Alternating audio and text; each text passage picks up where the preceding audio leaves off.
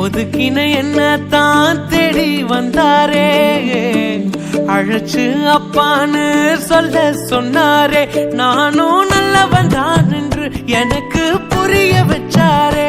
எங்களுக்கு நல்லது நல்லது நல்லது என்று எல்லாம் செஞ்சாரே.